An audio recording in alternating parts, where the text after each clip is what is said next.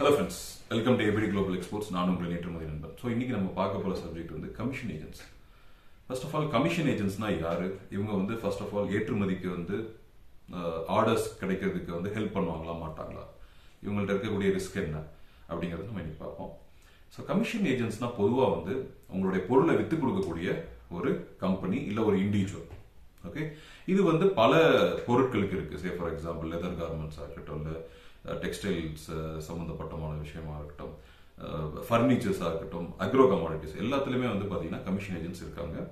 இவங்க என்ன பண்ணுவாங்கன்னா ஒரு செட் ஆஃப் கஸ்டமர்ஸ் வச்சிருப்பாங்க அவங்க கையில். இல்லைன்னா மார்க்கெட்டில் வந்து போகிறவங்களுக்கு ரேட் சொல்லி அவங்கள கன்வின்ஸ் பண்ணி அவங்கள்ட்ட வந்து விற்கக்கூடிய ஒரு வேலையை பண்ணுறவங்க தான் கமிஷன் ஏஜென்ட்ஸ். இது வந்து எல்லா நாட்டிலையும் எல்லா ஊர்லேயுமே இருக்கிறாங்க கமிஷன் ஏஜென்ட்ஸ். இந்த கமிஷன் ஏஜென்ட்டோடைய பிஸ்னஸ் மாடல் என்னன்னா, எவ்வளோ சேல்ஸ் பண்ணுறீங்களோ, என்ன வேல்யூவில் நீங்கள் செல் பண்ணுறீங்களோ அதுலேருந்து 5%, 6%, 10% வரைக்கும் சில பேர் சார்ஜ் பண்றாங்க. ஓகே, சில பேர் 3% சார்ஜ் பண்றவங்களும் இருக்கிறாங்க. 5% வந்து ஒரு ஆவரேஜா எடுத்துக்கோமே.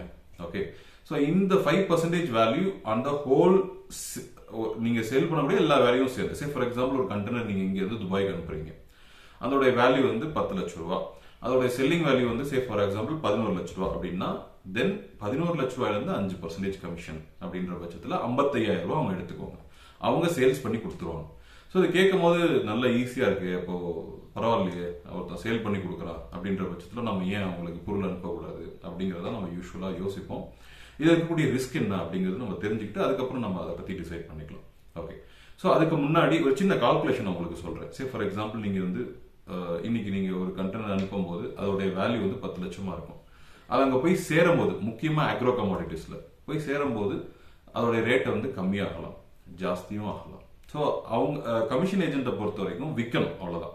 ஸோ அவங்க வந்து எதை பார்க்க மாட்டாங்க அப்படின்னு கேட்டிங்கன்னா, லைக் உங்களுக்கு வந்து ப்ராஃபிட் ஆகுதா இல்லையா அப்படிங்கிறத பற்றி most of the commission agents வந்து யோசிக்க மாட்டாங்க. இன்னைக்கு வருதா மார்க்கெட்டில் அவங்களுடைய பொருள் விற்கணுமா விற்றுருவாங்க, எவ்வளோ குவிக்காக விற்கணுமோ அவ்வளோ குவிக்காக விற்றுருவாங்க. ஒரு சில commission agents, very very few commission agents வந்து வெயிட் பண்ணி நல்ல ரேட் ஏறினதுக்கு அப்புறம் வித்து கொடுக்கக்கூடிய ஏஜென்ட்ஸ் இருக்காங்க. ஸோ அப்போ என்ன ஆகும் அப்படின்னா, உங்களுக்கும் பெனிஃபிட்டா இருக்கும், அவங்களுக்கும் நல்ல பெனிஃபிட் கிடைக்கும். But most of the commission agents 90-95% commission agents வந்து வந்துச்சா ஏதோ ஒரு ரேட்டுக்கு வித்தோமா, நம்ம காசு எடுத்தோமா, பாக்கி அனுப்பிச்சு விட்டோமா, இந்த மாதிரி இருப்பாங்க. ஒரு சின்ன கால்குலேஷன் நம்ம பண்ணலாம். அதில் இப்போ நீங்கள் அனுப்பிச்சு வர கண்டெய்னரோட வேல்யூ வந்து ஒரு 10 லட்ச ரூபா, அது வந்து 11 லட்ச ரூபாய்க்கு விற்கின்னு வச்சுக்கோங்களேன். 55,000 நம்ம எடுத்துக்கோம், 5% கமிஷன் நம்ம எடுத்துக்கோம். ஸோ பாக்கி வந்து 10,40,000 ரூபா உங்களுக்கு அனுப்பிச்சிருக்கோம். ஸோ அப்போ அந்த 40,000 ரூபா வந்து உங்களுக்கு என்ன ஆகும், ப்ராஃபிட்டா நிற்கும். அவங்களுக்கு கிடைச்சது 50,000 ரூபா. இதே இது நீங்க வந்து ஒரு 12 லேக்ஸுக்கு உங்க கண்டெய்னர் வந்து சேல்ஸ் ஆகுதுன்னு வச்சுக்கோங்களேன். அதுல இருந்து 5% 60,000. ஸோ அவனுக்கு 60,000, உங்களுக்கு 11,40,000. அதாவது உங்களோட கேபிட்டல் 10 லட்ச ரூபா பிளஸ் 1,40,000 உங்களுடைய ப்ராஃபிட், அவங்களுக்கு வந்து 60,000. இது வந்து ஒரு நல்ல டீல். இதே நேரத்தில் சில நேரங்களில் 9 லேக்ஸ் கூட விற்கும், 9 லட்ச ரூபாய்க்கு போயிடும் உங்க கண்டெய்னர். ஏன்னா இப்போ மார்க்கெட் பேஸ் பண்ணி நம்ம விற்கிறோம். கமிஷன் மண்டி இல்ல மண்டியில நீங்க போயிட்டீங்கன்னாவே மார்க்கெட்ல இருக்கக்கூடிய பொருள் அவைலபிலிட்டி தான் மெயினா. இப்போ வந்து அதிகமா கண்டெய்னர்ஸ் வந்து இப்போ நீங்க தேங்காய் எடுத்துறீங்க, இங்க இருந்து அங்க வந்து ஏகப்பட்ட தேங்காய் வந்து இறங்கிடுச்சு. சே ஃபார் எக்ஸாம்பிள் வந்து அங்க மொத்தத்துக்கே ஒரு 10 கண்டெய்னர் தான் தேங்காய் தேவை ஒரு நாளைக்கு அப்படின்னா, அங்க வந்து ஒரு 20-30 கண்டெய்னர் வந்து இறங்கிடுச்சு அப்படின்னா ரேட் வந்து ஆப்வியஸ்லி நேச்சுரலா பயங்கரமா குறைஞ்சிரும். ஸோ அந்த டைம்ல வந்து நீங்க கமிஷன் ஏஜென்ட் கம்மியா கூட சில நேரங்களில் வித்துருவாங்க. சில பேர் வந்து என்ன பண்ணுவாங்கன்னா, பொறுத்து ஓகே என்னைக்கு நல்ல டிமாண்ட் இருக்கோ அன்னைக்கு நம்ம விற்கலாம் அப்படின்னு யோசிச்சு விற்பாங்க. இதே இது வந்து பாத்தீங்கன்னா, நீங்க பெரிஷபிள் ஐட்டம்ஸ், அதாவது லைக் கிரீன் சில்லி இந்த மாதிரி அனுப்புறீங்கன்னா ரொம்ப நாள் ஸ்டோர் பண்ணவும் முடியாது. ஓகே, ஒரு வாரம்னா ஒரு வாரம், அதுக்கப்புறம் அது வந்து ஒரு மாதிரி சுருங்கிரும், ஒரு மாதிரி கருப்பாகும், இல்லை பழுத்து போயிடும்.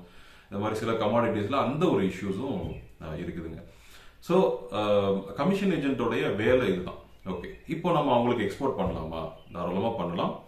அவங்களே லைசன்ஸ் வச்சிருப்பாங்க, இம்போர்ட் லைசன்ஸ் வச்சிருப்பாங்க, அவங்களுக்கு நீங்க பண்ணலாம். இது வந்து கன்சைன்மெண்ட் சேல்ஸ் அப்படின்னு சொல்லுவோம். அதாவது அவங்களுக்கு கன்சைன் பண்ணிடுறோம், அந்த குட்ஸை கன்சைன் பண்றோம், நீங்க வித்து கொடுங்க அப்படிங்கிற டேர்ம்ஸ்ல தான் நம்ம அவங்கள்ட்ட பேசி அனுப்புறோம். ஸோ ஒருவேளை அது வந்து ஒரு 9 லட்ச ரூபாய்க்கு போயிருச்சு அப்படின்னா, அவன் அப்போ அதுலயுமே 5% எடுத்துக்குவான். 5% எடுத்துக்கிட்டு லைக் வந்து உங்களுக்கு ஒரு 45,000 அந்த மாதிரி எடுத்துட்டு, அதுக்கப்புறம் ஆல்ரெடி 1 லட்ச ரூபா லாஸ், ஏன்னா 10 லட்ச ரூபாய்க்கு அனுப்பிச்சிருக்கீங்க, ஆல்ரெடி 1 லட்ச ரூபா லாஸ், திருப்பி ஒரு 45,000 எடுத்துட்டு, ஸோ 1.45 லேக்ஸ் எடுத்துட்டு அனுப்புவோம். ஸோ நான் வந்து அப்போ நம்ம பார்த்தோம்னா அந்த மார்க்கெட் டிமாண்ட் ஜாஸ்தியா இருக்கும்போது நல்ல ப்ராஃபிட்டும் உங்களுக்கு கிடைக்க வாய்ப்பு இருக்கு. சப்ளை அதிகமா இருக்கும்போது, அதாவது மார்க்கெட் டிமாண்ட் கம்மியா இருக்கு, சப்ளை ஆனால் ஜாஸ்தியா இருக்கு அப்படின்ற பட்சத்தில் உங்களுக்கு ரொம்ப கீழே போறதுக்கும் வாய்ப்பு இருக்கு, உங்களுக்கு லாஸ் வர்றதுக்கும் வாய்ப்பு இருக்கு.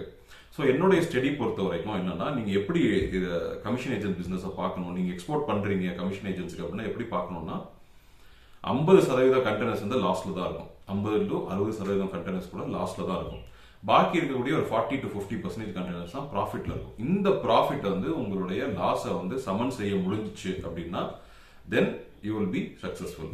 இல்ல இந்த ப்ராஃபிட் வந்து உங்களுக்கு இந்த லாஸை சமன் பண்ண முடியலன்னா நெட் டு நெட் லாஸ் ஆக்சுவலா. ஸோ இதுதான் இந்த பிசினஸ் மாடல், இந்த கமிஷன் ஏஜென்ட் பிசினஸ் மாடல். இவங்க வந்து ஃபிக்ஸ்டு டேர்ம்ஸ்ல ஒர்க் பண்ண மாட்டாங்க. ஓகே, ஃபிக்ஸ்ட் டேர்ம்ஸ்னா என்ன? இப்போ நான் 10 லட்ச ரூபாய்க்கு அனுப்புறேன், எனக்கு வந்து இதுல இருந்து ஒரு 10% வந்து ப்ராஃபிட் வந்து எப்பயுமே நீ கொடுத்துட்டு அப்படின்னு சொல்லி நம்ம அவன்கிட்ட சொல்ல முடியாது. சரிங்களா? ஸோ ஃபிக்ஸ்டு டேர்ம்ஸ்ல அவங்க ஒர்க் பண்ண மாட்டாங்க, அவங்க ரெடியா இருக்க மாட்டாங்க ஃபிக்ஸ்ட் டேர்ம்ஸ்ல ஒர்க் பண்றதுக்கு. ஸோ நீங்க மார்க்கெட் ஃபுல்லுமே பாத்தீங்கன்னா, இப்போ துபாய் மார்க்கெட்லாம் பார்த்தீங்கன்னா இதுதான், இந்த மாதிரி தான் 99.99% வந்து நான் வித்து தரேன், ஆனால் எனக்கு காசு கொடு இப்படின்ற மாதிரி ஒரு இது பண்ணும்போது, ஸோ நேச்சுரலாக உங்களுக்கு என்ன ஆகும் அப்படின்னா, ஸோ நிறைய நேரங்களில் லாஸஸ் வரும். இப்போ வந்து சில பேருக்கு வந்து ஃபார்ச்சுனேட்டா ஃபர்ஸ்ட் ஷிப்மெண்ட்லேயே நல்ல ஒரு பீக்ல போயிடுவாங்க, ஃபர்ஸ்ட் 4-5 ஷிப்மெண்ட்லேயே நல்ல ஒரு ப்ராஃபிட் வச்சுக்குவாங்க. அதுக்கப்புறம் அவங்களுக்கு லாஸ் ஆனால் கூட அவங்க வந்து ரெண்டுத்தையுமே டேஸ்ட் பண்ணிடுவாங்க. சில பேருக்கு வந்து அப்படியே லாஸ். இப்போ ஃபார் எக்ஸாம்பிள் ஜனவரியிலலாம் வந்து பார்த்தீங்கன்னா அதிகமான கோகோனட் கண்டெய்னர்ஸ் வந்துருச்சு. ஸோ அப்போ வந்து பார்த்தீங்கன்னா கோகோனட் பிரைஸ்லாம் ரொம்ப கம்மியாக இருந்தது. ஓகே, ஸோ பிரேக் ஈவன் கூட பண்ண முடியல, ஹியூஜ் லாஸஸ் பண்ணாங்க. ஒரு கண்டெய்னருக்கும் 1 லட்சம் 1.5 லட்சம்லாம் லாஸ் பண்ணவங்க இருக்காங்க. ஸோ அப்போ 4-5 கண்டெய்னர் பண்ணும்போது ஒரு 6-7 லட்சம் அவங்களுக்கு லாஸ் ஆயிருந்திருக்கும். ஸோ இது வந்து மார்க்கெட்டை வந்து நம்ம ரொம்ப பியூரா ரொம்ப கரெக்டாக எஸ்டிமேட்லாம் பண்ண முடியாது. இன்னைக்கு அனுப்பிச்சா நமக்கு இவ்வளோ ப்ராஃபிட் கிடைக்கும், அன்னைக்கு அனுப்பிச்சா அவ்வளோ ப்ராஃபிட் கிடைக்கும் அப்படிலாம் நம்மளால சொல்ல முடியாது. ஏன்னா யார் எப்படி அனுப்புறாங்க, என்ன மாதிரி மைண்ட் செட்ல அனுப்புறாங்க, ஸ்டோர் பண்ணி விற்கிறாங்களா, இல்லை லோக்கல்ல எடுத்து வச்சுக்கிறாங்களா, இல்லை வேற கண்ட்ரில இருந்து இம்போர்ட் பண்றாங்க, இந்த மாதிரி பல ப்ராப்ளம்ஸ் வந்து அது நம்மளால வந்து டிஃபைன் பண்ணிட முடியாது. ஆக்சுவலா இன்னைக்கு இந்த ரேட்லாம் விற்கும் அப்படின்னு நம்மளால அந்த டிமாண்டை எக்ஸாக்டா ப்ரெடிக்ட் பண்ணி நம்மளால வந்து ஷிப்மெண்ட் பண்ண முடியாது. இன்னொன்று நான் பார்த்த வரைக்கும் பார்த்தீங்கன்னா, கமிஷன் ஏஜென்சி எல்லாமே என்ன சொல்றாங்கன்னா, 365 days உங்களோட ப்ராடக்ட் அவைலபிளா இருக்கிற மாதிரி பார்த்துக்கோங்க. அப்படின்னா என்ன அர்த்தம்? ஒரு வாரத்துக்கும் ஒரு கண்டெய்னர் நீங்க அனுப்பிச்சுட்டே இருக்கணும். இப்போ ஒரு வாரம் நீங்க ஒரு கண்டெய்னர் அனுப்புறீங்க அப்படின்னா அடுத்த வாரம் வந்து அடுத்த வாரத்துக்குள்ள அது முடிஞ்சிடும், ஒரு 10 நாட்குள்ள முடிஞ்சிடும். அடுத்த ஷிப்மெண்ட் அது வந்துடும். ஸோ அதுக்கப்புறம் அது முடியும் போது அடுத்த ஷிப்மெண்ட் வந்துடும். இதே மாதிரி வந்து பாத்தீங்கன்னா உங்களுக்கு கண்டினியூஸா உங்களுடைய பொருள் வந்து அங்க அவைலபிலிட்டி இருந்துகிட்டே இருந்துச்சுன்னா தென் நீங்க வந்து ப்ராஃபிட்டையும் கேட்ச் பண்ணிடலாம், லாஸ் வந்தாலும் அதையும் நீங்க பியர் பண்ணி நீங்க ப்ராஃபிட் நெட் டு நெட் நீங்க ப்ராஃபிட் வர்றதுக்கான வாய்ப்புகள் இருக்கு. அப்படிங்கிறதுக்காக எல்லா வாரமும் நீங்க அனுப்புங்க, மினிமம் 4 கண்டெய்னர்ஸ் அப்படின்னு. இப்போ நீங்க வந்து கோகனட்லாம் எடுத்துக்கிட்டீங்கன்னா இன்னைக்கு டேட்ல குறைஞ்சபட்சம் ஒரு 40-50 lakhs இல்லாம நீங்க என்ன பண்ண முடியாது, கோகனட்ல இன்வெஸ்ட்மெண்ட்டே பண்ண முடியாது. ஸோ அந்த அளவுக்கு வந்து ரேட்ஸ் வந்து ஜாஸ்தி, லாஜிஸ்டிக்ஸ் காஸ்ட் ரொம்ப ஜாஸ்தி, இந்த ப்ராப்ளம்ஸ்லாம் பேசிக்கா இருக்கு. Okay fine. இப்போ வந்து இந்த பர்சன்டேஜ், இந்த அவங்களுக்கு கொடுக்கக்கூடிய கமிஷன் எவ்வளவு இருக்கும் அப்படின்னு கேட்டீங்கன்னா 3%, 5% இந்த ரேஞ்சில் இருக்கும்.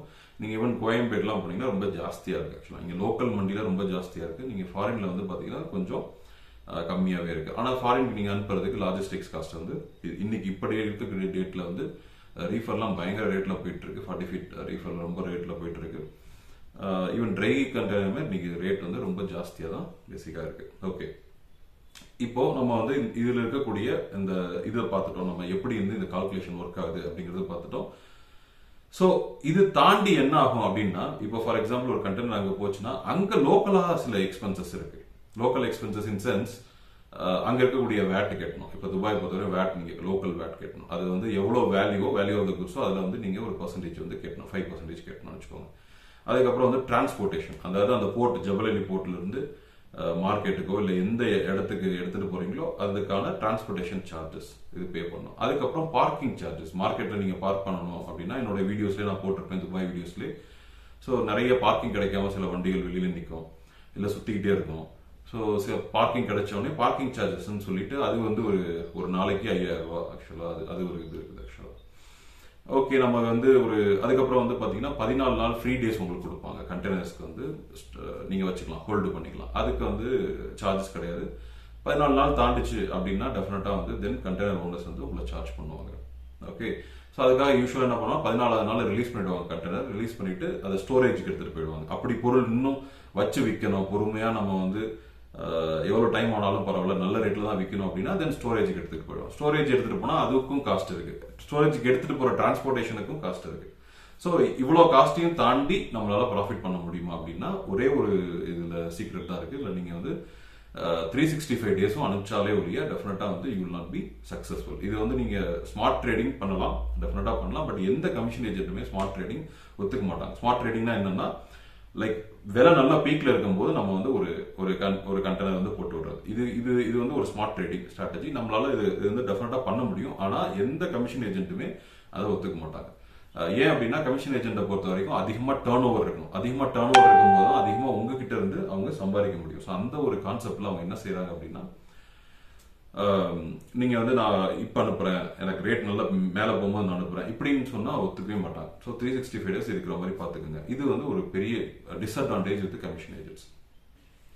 பட் அட்வான்டேஜஸ் பாத்தீங்கன்னா இமீடியட்டா உங்களுக்கு ஆர்டர் கிடைக்கும், நீங்க எக்ஸ்போர்ட் பண்ணி பழகிடுவீங்க, அதெல்லாம் வந்து ஒரு பிளஸ் பாயிண்ட். சில பேர் வந்து நாங்க பேசும்போது அங்க வந்து ஹண்ட்ரட்ஸ் ஆஃப் மீட்டிங்ஸ் வந்து துபாயில நாங்க பண்ணோம். அதில் சில பேர் வந்து கமிஷன் ஏஜென்ட்ஸ் என்ன பண்ணாங்க, இங்க வந்துட்டு நாங்க கண்டெய்னர் ஓபன் பண்ணி குவாலிட்டி நல்லா இருந்துச்சுன்னா 50% உங்களுக்கு அங்கேயே வந்து அந்த கண்டெய்னர் வேல்யூ கொடுத்துருவோம். பாக்கி 50% வந்து பாத்தீங்கன்னா எப்படி போகுது, எப்படி சேல்ஸ் ஆகுது அப்படிங்கிறத பார்த்துட்டு தென் நம்ம வந்து பாக்கி எவ்வளவு இருக்குதோ அதை செட்டில் பண்ணிடுவோம் வித்தின் 1 வீக்ஸ் டைம் அப்படிங்கிற மாதிரி சொல்றாங்க. இதுவுங்களே ஒரு சிக்கல் இருக்கு. இந்த 1 வீக்ஸ் டைம்ல அவன் பண்றான் அப்படின்னா 1 வீக்ல நல்ல ரேட் கிடைக்கலன்னா என்ன பண்றது இல்லையா? ஸோ அதான் நான் சொல்றேன். ஸோ அந்த கமிஷன் ஏஜென்ட்டோடைய அப்ரோச், அந்த வே எப்படி இருக்குது, அவன் வந்து பொறுமையா பொறுத்து விற்கிறானா இல்லை அப்படின்னா அவன் வந்து லைக் இமீடியட்டா அதை வந்து கேஷா கன்வெர்ட் பண்றானா அப்படிங்கிறது ரொம்ப ரொம்ப முக்கியமா நம்ம பார்க்க வேண்டிய பாயிண்ட்.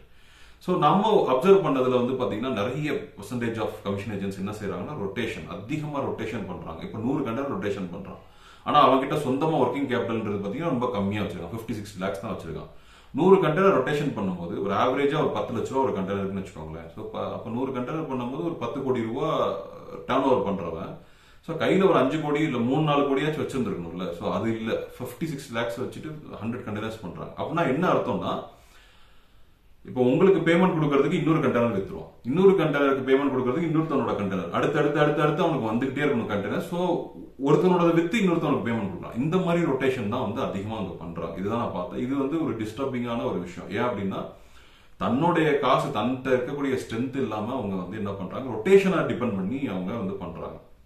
ஸோ ரொட்டேஷன் பண்ணும்போது அவனுக்கு டெஃபினட்டா பெனிஃபிட். ஆனால் நமக்கு அதுல சிக்கல் இருக்கு. ஏன்னா ஏதாவது ஒரு இடத்துல போய் அவன் லாக் ஆயிட்டான் அப்படின்னா சிக்கல். எப்படி லாக் ஆகும் அப்படின்னு கேட்டீங்கன்னா கமிஷன் ஏஜென்ட்ஸ் நான் முன்னாடியே சொன்ன மாதிரி சேல்ஸ்ல ரொம்ப ஃபோக்கஸ்டா இருப்பாங்க. சேல்ஸ் தான் அவங்களுடைய மெயின் பாயிண்ட் ஆக்சுவலா. ஸோ சேல்ஸ் பண்ணும்போது ஃபார் எக்ஸாம்பிள் ஒரு சூப்பர் மார்க்கெட்டுக்கு அவன் கொடுக்குறான், இல்ல அவன் வேற ஏதாவது ஷாப்புக்கு கொடுக்குறான், இல்ல ஏதாவது கிராசரி ஸ்டோர் கொடுக்குறான், இல்லாத ஏதாவது ரெஸ்டாரண்ட் கொடுக்குறான். ஏதாவது ஒரு கடை வந்து பெரிய அமௌண்ட் அவனுக்கு கிரெடிட் பெரிய அமௌண்ட் வந்து அவன் கொடுக்கக்கூடிய இடத்துல அவன் கொடுக்காம அவன் வந்து க்ளோஸ் பண்ணிடுறானோ, இல்ல ஏதாவது டிஸ்பியூட் ஆயிடுதோ, அவன் கொடுக்காம டிலே பண்றானோ, ஏதாவது ஒரு காரணத்தினால கொடுக்க முடியல அப்படின்னா தென் இவங்களுடைய கேஷ் ஃப்ளோ எல்லாமே பாதிக்கப்படும். யாரோட cash flow? Commission agent. So அப்போ நமக்கு வந்து கொடுக்கறதுக்கு அவங்க என்ன பண்ணுவாங்க, நேச்சுரலா கொடுக்க மாட்டாங்க. ஸோ நம்ம கொடுக்கல, அது மாதிரி ஒரு 4 பேருக்கு 4 ஒரு எக்ஸ்போர்ட்டர்ஸ் கொடுக்கல அப்படின்னா அவன் அனுப்ப மாட்டான், சரக்கு அனுப்ப மாட்டான். ஸோ அனுப்பாத போது அப்போ நேச்சுரலா அவனுடைய அந்த ஃப்ளோவே அப்படியே டிஸ்டர்ப் ஆகும். அப்படியே ஒன்னு டிஸ்டர்ப் ஆகி தென் ஆப்வியஸ்லி வந்து he will get stuck up. So அவன் சொல்லுவான், இல்லை சார் நான் வந்து கொடுத்தேன், எனக்கு காசு திருப்பி வரல, அப்படி இப்படின்னு ஏதாவது ஒரு ரீசன் சொல்லி தென் நம்ம வந்து அந்த இடத்துல பெரிய அளவில் மாட்டிக்கக்கூடிய வாய்ப்பு இருக்கு. இது ஒரு பெரிய டிஸ்அட்வான்டேஜ். ஸோ இந்த ரொட்டேஷன் மட்டும் தான் நான் உங்கள்கிட்ட வந்து பார்த்த டிஸ்அட்வான்டேஜ் ஆக்சுவலா. அதர்வைஸ் வந்து சேல்ஸை பொறுத்த வரைக்கும் எல்லாருக்குமே ஒரு நல்ல கான்டாக்ட்ஸ் அங்கே இருந்துச்சு ஆக்சுவலா. பட் வந்து ஹானஸ்டி வந்து இதில் செக் பண்ண முடியாது. இப்போ நீங்க டிஎன்பி ரிப்போர்ட்டே எடுத்து நம்ம பார்க்கணும்னா ஒரு கமிஷன் ஏஜென்ட்டை பத்தி பார்க்க முடியாது. ஏன்னா ஒரு சின்ன ஒரு 10x10 ரூம்ல உட்காந்துருப்பான், அவ்வளவு சூப்பரா பெர்ஃபார்ம் பண்ணுவான். ஒரு பெரிய ஆஃபீஸ் போட்டு அங்க போய் பார்த்தேன் ஆக்சுவலா ஒரு கேஸ் ஸ்டடி. அது பெரிய ஆஃபீஸ் போட்டு இன்டீரியருக்கே 10-15 லட்சம் செலவு பண்ணி ஏகப்பட்ட கண்டெய்னர்ஸ் இறக்கிட்டு 100-150 கண்டெய்னர்ஸ் இறக்கிட்டு அது எல்லாத்தையும் வித்துட்டு ஓடிட்டான். ஸோ அதெல்லாம் இப்போ எதுக்கு இவ்வளவு செலவு பண்றான் அப்படின்னா ஒரு நம்பிக்கையை கிரியேட் பண்றது. அதே இப்போ 10x10 ரூம்ல உட்காந்துட்டு நம்பவே முடியாது அவன் இவங்கெல்லாம் பிசினஸ் பண்ணுவானா அப்படின்னு. ஆனால் அவன் வந்து he is doing excellent business. So அதனால இந்த ஹானஸ்டியை செக் பண்றதுக்குள்ள அது வந்து பண்ணவே முடியாது இந்த மார்க்கெட்டை பொறுத்த வரைக்கும். இது வந்து ஒரு பெரிய சிக்கல் இருக்கு. மேபி ஹானஸ்டி எப்படி செக் பண்ணலாம்னா அங்க வந்து ரொம்ப வருஷமா அவங்க ஷாப் வச்சிருக்காங்களா அப்படிங்கறத பத்தி நம்ம செக் பண்ணலாம். பட் அவங்கள்ட்டுமே வந்து பாத்தீங்கன்னா என்ன ஒரு இது இருக்குன்னா டேர்ம்ஸ், என்ன டேர்ம்ஸ் நம்ம ஒர்க் பண்ணி கேட்கலாம்னா, நான் என்னைக்கு சொல்றேனோ அன்னைக்கு நீங்க விற்கணும் அப்படிங்கிற மாதிரி நீங்க டேர்ம்ஸ் பேசினா பெட்டர். ஸோ அதுக்கு வந்து உங்களுக்கு டெய்லி ரேட் தெரியணும். ரேட்டை வந்து ஒரு இடத்துல 2 இடத்துல செக் பண்ணணும். செக் பண்ணிட்டு இன்னைக்கு நீங்க வித்து கொடுங்க அப்படிங்கிற மாதிரி நீங்க அவங்கள வந்து நீங்க உங்க கண்ட்ரோல்ல வச்சுக்கிட்டா then I think it is better for you. உங்களுக்கு வந்து இன்னும் ஒரு பெட்டரான ரேட்ஸ் கிடைக்கும். அந்த மாதிரி உங்களோட ஒர்க் பண்ணக்கூடிய கமிஷன் ஏஜென்ட்ஸ் கிடைச்சாங்கன்னா தென் ஆப்வியஸ்லி வந்து நீங்க வந்து இன்னும் பெட்டரான ப்ராஃபிட் பண்றதுக்கான வாய்ப்பு இருக்கு. இல்ல நீங்க அவங்கள்ட்ட நீங்க மொத்தமா விடுறீங்க, நீங்களே வித்து கொடுங்க, நான் உங்களையே நம்பியிருக்கேன் அப்படின்னா தென் டிஃபிகல்ட். ஸோ நான் ரெண்டு பேரையுமே நான் பார்த்தேன். அதாவது ஒரு ட்ரேடர் வந்து பாத்தீங்கன்னா நான் என்னைக்கு சொல்றேனோ அன்னைக்கு தான் நீங்க விற்கணும் அப்படின்னு சொல்லி ரொம்ப அடமண்டா இருக்கக்கூடிய சில ட்ரேடர்ஸ் வந்து இருக்கிறாங்க. அவங்களையும் நான் வந்து மார்க்கெட்ல பார்த்தேன். சில பேர் வந்து நீங்க என்ன பண்றீங்களோ பண்ணுங்க சார் அப்படின்னு சொல்லி கம்ப்ளீட்டா விட்டுறதையும் நான் பார்த்தேன். ஸோ நல்ல ஷார்ப்பான ஒரு ட்ரேடர் வந்து தான் நம்ம வந்து முடிவு பண்ணி இன்னைக்கு விற்கணும் நீங்க அப்படின்னு நம்ம சொல்றதுதான் ஒரு ஷார்ப்பான ட்ரேடருக்கான அழகு. ஸோ அது நீங்க பண்ணா பெட்டரா இருக்கும்னு நான் நினைக்கிறேன். ஸோ இதுதான் வந்து ஹானஸ்டி வந்து நேச்சுரலா வந்து செக் பண்ணவே முடியாது கமிஷன் ஏஜென்ட்டை பொறுத்த வரைக்கும். அது வந்து ஒரு சிக்கல் இருக்கு ஆக்சுவலா. சரிங்களா, அது வந்து நீங்க போக போக படிச்சுதான் புரியும். பிளஸ் நம்ம பார்த்த வரைக்கும் எல்லாருமே சேல் பண்ணி ஜஸ்ட் நடந்து போறோம், ரோட்ல போறவங்கன்னா நான் சேல் பண்ணி தருவேன், நான் வந்து உங்களுக்கு நான் ஒரு கமிஷன் ஏஜென்ட் இப்படிலாம் சொல்லுவாங்க ஆக்சுவலா. So but what credibility they have அப்படிங்கிறது நம்மளால ஜட்ஜ் பண்ண முடியணும். ஸோ முடியல அப்படின்னா then stay away from them. அவன்கிட்ட வந்து நீ பிசினஸ் பண்றது வந்து சரியில்லை. ஓகே, ஸோ இது வந்து ஸோ ஓகே ஃபைன். இப்போ வந்து கமிஷன் ஏஜென்ட் வந்து இவ்வளோ தூரத்துக்கு அவங்க வந்து they are making lot of profits. ஏன்னா இப்போ நம்ம ஒரு கண்டெய்னர் அனுப்பிச்சு வைக்கிறோம், அது 8 லட்ச ரூபாய்க்கு இப்போ போகுது, 10 லட்ச ரூபா கண்டெய்னர் அப்படின்னாலும் அவனுக்கு ஒரு அமௌண்ட் கிடைச்சிட போகுது, ஒரு 40-50 ரூபாய் கிடைச்சிட போகுது. இல்லை 11-12 லட்சம் போகுது அப்படின்னாலும் 50-60 ரூபாய் கிடைச்சிருக்கும். ஸோ அவனுக்கு டிஃபரன்ஸ் வந்து 10,000 20,000 அப்படின்னா எந்த கண்டெய்னருமே ஜீரோல விற்க போறது இல்லை, காஸ்டே இல்லாமல் நெகட்டிவ்ல விற்க போறது இல்லை. ஸோ அப்போ அவனுக்கு லாஸ்ன்ற ஒரு விஷயமே இல்லை. He is based on purely commission. அவ்வளவுதான், எவ்வளோ விற்குதோ அதுல இருந்து 5% எனக்கு அப்படின்ட்டு அவன் ஃபிக்ஸ் பண்ணிட்டு போயிட்டே இருப்பான். ஸோ லாஸ்ட்லாம் யார் தலையில விழுவும் அப்படின்னா எக்ஸ்போர்ட்டர் தலையில தான் விழுவும் பேசிக்கா. ஸோ அப்போ நம்ம வந்து ரொம்ப கேர்ஃபுல்லா இருக்கணும். இன்னொன்று, நம்மளே கமிஷன் ஏஜென்ட்டா மாறலாமா சார் அப்படின்னா எஸ் பாசிபிள். ஆனா உங்களுக்கு செல்லிங் பாயிண்ட் இருக்கணும். ஆக்சுவலா நீங்க யார்கிட்ட செல் பண்ண போறீங்க? சில பேர் சூப்பர் மார்க்கெட்டோட கான்டாக்ட்ஸ் வச்சிருப்பீங்க. ஸோ சூப்பர் மார்க்கெட்ஸை வச்சு நீங்க வந்து ஆர்டர் பிடிச்சி கண்டெய்னர்ஸ் இம்போர்ட் பண்ணி அவங்களுக்கு நீங்க இது பண்ணலாம். இல்ல மார்க்கெட்லயே சில நேரங்களில் நல்லா விற்கலாம். ஸோ அதுக்கு வந்து யூ நீட் சேல்ஸ் பர்சன், ஒரு 2 சேல்ஸ் 3 சேல்ஸ் பர்சன் ஆச்சு இருக்கணும் பேசிக்கா. ஸோ அவங்களுக்கான சம்பளம், அங்கே சம்பளம்லாம் ரொம்ப ஜாஸ்தி. துபாயை பொறுத்த வரைக்கும் ரொம்ப ஜாஸ்தி அங்கே சம்பளம்லாம். பிளஸ் லிவிங் காஸ்ட் ரொம்ப ஜாஸ்தி, லைசன்ஸ் ஃபீஸ் ரொம்ப நீங்க கமிஷன் ஏஜென்ட் ஆனா திருப்பி லைசன்ஸ் ஃபீஸ் எல்லாமே இருக்கு. ஸோ நீங்க இனிஷியல் செட்டப்பே ஒரு 10 லட்ச ரூபா 15 லட்ச ரூபா எல்லாம் பண்ண முடியும். அதுக்கு மேல உங்கள்கிட்ட கேபிட்டல் இருக்கணும். உங்க கையில 50-60 லட்ச ரூபா கேபிட்டல் இருந்துச்சுன்னா தென் யூ மே ஸ்டார்ட். உங்கள்கிட்ட ஸ்ட்ராங்கான செல்லிங் பாயிண்ட் இருந்துச்சுன்னா, சேல்ஸ் இல்ல உங்களால சேல் பண்ண முடியாது, எனக்கு சூப்பர் மார்க்கெட் கான்டாக்ட் இல்ல, என்னால வந்து ஒரு கண்டெய்னர் அழிக்க முடியாதுன்னா then obviously there is no point. நீங்க ஸ்டார்ட் பண்றது வேஸ்ட் இல்லையா? ஸோ நீங்க உங்களுக்கு வந்து டெஃபினட்டா வந்து சேல்ஸ் பாயிண்ட் இருக்கணும். சேல்ஸ் தான் அவங்களுடைய மெயினான வேலையே. ஸோ சேல்ஸ் இருந்துச்சு அப்படின்னா தென் obviously you can also become commission agent. So commission agent வந்து முக்கியமானது வந்து ரிலையபிலிட்டி, உங்க மேல இருக்கக்கூடிய ஹானஸ்டி. ஸோ உங்களுக்கு நீங்க எப்படி கிரியேட் பண்ண போறீங்க அந்த ஹானஸ்டியை? ஸோ இனிஷியல் டேஸ்ல அப்போ நீங்க வந்து you have to work for the clients. உங்களை நம்பி அனுப்பிச்சு வைக்கிறாங்களா, நீங்க வந்து அது உங்களுக்கு காசே வந்திருக்காது, இருந்தாலும் உங்க காசை போட்டாச்சும் நீங்க அனுப்பணும்.